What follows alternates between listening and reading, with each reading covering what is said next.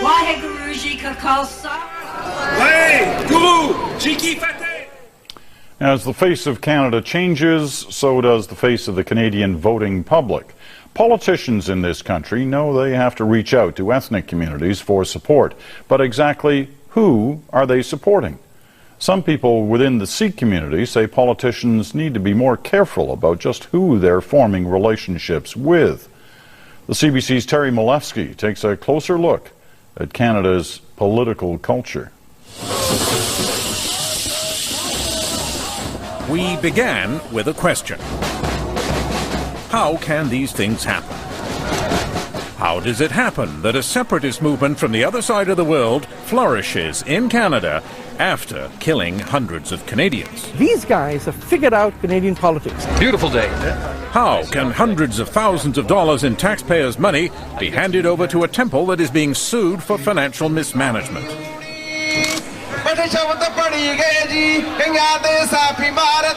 And how can a mass murderer be revered in public as a martyred hero?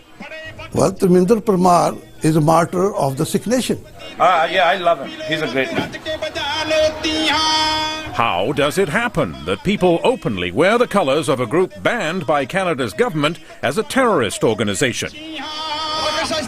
And what about school kids parading with machine gun logos on their jackets? The guns, cross guns were on the jackets. That were pictures, not real guns. Prime Minister Stephen Harper wallo. Then there are the politicians. How come they're so quiet about the glorification of violence?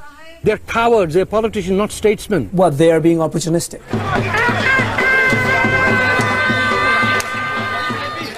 There is, of course, no single explanation for why the Sikh separatist movement still prospers and has political clout in, of all places, Canada, where the atrocity of the Air India bombing still reverberates 22 years later.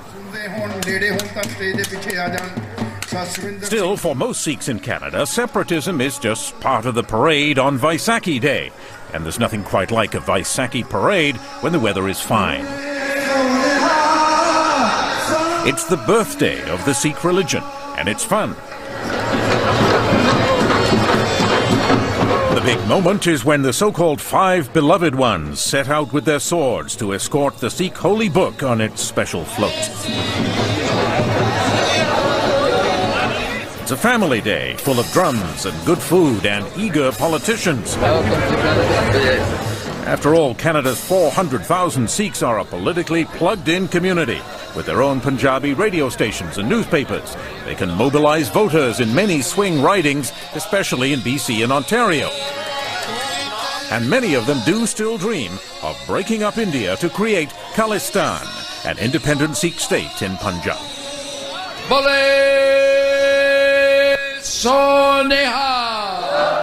So it's only natural for politicians to try a little Punjabi. Guru Ji Ka Khalsa. Guru Ji Ki Fateh. But this kind of politics does not please everyone. I'm sick and tired of the sari and the samosa politics of all three political parties.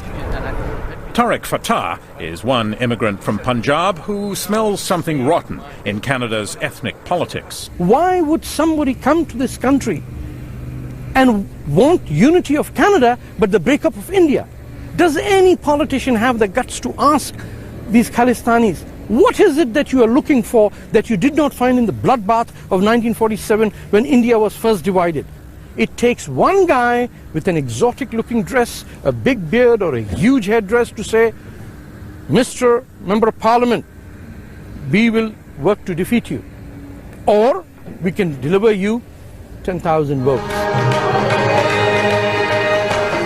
Of course, it is normal for all kinds of groups to court politicians, and that includes the World Sikh Organization, the WSO, which recently invited all MPs to its annual parliamentary dinner. The WSO is a separatist group which often supports liberals, and quite a few liberal backbenchers turned out. But there was only one Conservative MP, one from the NDP, and among the Liberals who stayed away was a Sikh MP who is wary of the WSO. WSO has played a very large role in the most recent leadership of my political party, to which I belong. And what's wrong with that? World Sikh Organization? Isn't that a respectable organization? Well, you know, World Sikh Organization was born in the throes of violent speeches. Its foundations were very violent. It is true that the WSO's founding convention was an angry affair. It was 1984 in New York, and that was where Ajab Singh Bagri of Kamloops, BC, made a notorious speech urging Sikhs to massacre Hindus.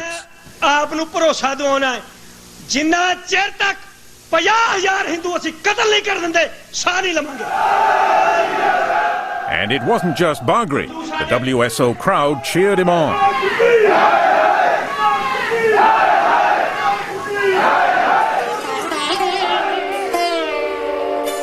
Indira meant Indira Gandhi, India's Prime Minister, later murdered by 2 Sikhs. But all of that is not ancient history. It lives on. 2 decades later in Ontario, the Punjabi media still runs front pages like this one, in a paper closely linked to the World Sikh Organization. It honors the 2 Sikhs who killed Indira Gandhi, calling them martyrs. Another front page in the same paper honored 2 more Sikh assassins who murdered a retired Indian Army general. But legal, mainstream political action is the style today, and last year's Liberal Leadership Convention in Montreal was an example. Some 250 Sikh delegates were recruited for Gerard Kennedy, and they followed him in a block to help put Stéphane Dion over the top. But some of the other delegates didn't like what they saw. What I saw was that many of these delegates didn't know how they were voting. I would go to them and they would say, I don't know, ask my husband. Witness to all of this. Tariq Fatah was a Bob Rae supporter. He says blocks of delegates were being herded and told how to vote by power brokers on the convention floor. It is not just the Sikh delegates. There were a whole bunch of Muslim delegates as well that were being bartered this way. If one person can hire 2 buses full of delegates, drive them, pay for their hotel and their breakfast and their food and drive them back, you tell me what's happening. Did that happen? Of course it happened. But horse trading at conventions is hardly unusual. What was unusual to Bob Rae's supporters was that some Sikh delegates objected to Rae bringing up the Air India bombing. And we listened to the families whose loved ones had been killed by In fact, my wife was approached by a delegate who happened to be a Sikh, not supporting Bob Rae, and didn't know who my wife was, said, Bob, you shouldn't vote for Bob, because Bob expressed the issue of violence about Air India in his speech. We should never, ever forget the human tragedy and the human cost of what happened on that terrible day. That didn't seem controversial, but Rae had written a report on the Air India bombing, putting the blame squarely on Sikh separatists. Desange says some Sikh delegates didn't want to hear about Air India. You know, it baffles me that you have delegates on the floor of a major political party to which I belong who do not want a reference to Air India in a candidate's speech. Right Honourable Prime Minister has the floor. Order. All of this soon led to charges that the new Liberal leader was beholden to Sikh supporters with an agenda. That is what Prime Minister Stephen Harper implied when the Liberals decided to oppose a law which touched on the Air India file. This is how the Liberal Party makes decisions. The Liberals shouted him down. It was all very confusing. Of the Member of Parliament. What exactly was the Prime Minister suggesting?